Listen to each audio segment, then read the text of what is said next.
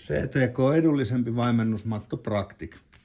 Ei ihan premiumin laatusta liimaltaan, putyyliltään, alumiinipaksuudeltaan, mutta hyvä perusmatto.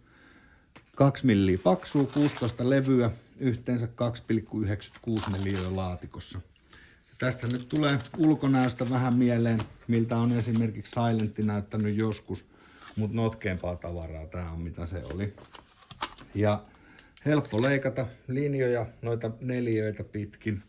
Tässä Practic-matossa on ihan kiva tää Silent Coatistakin tuttu pikkuneliöpinta, josta näkee, että kun se on telattu kunnolla kiinni, niin nuo neliöt menee lyttyyn.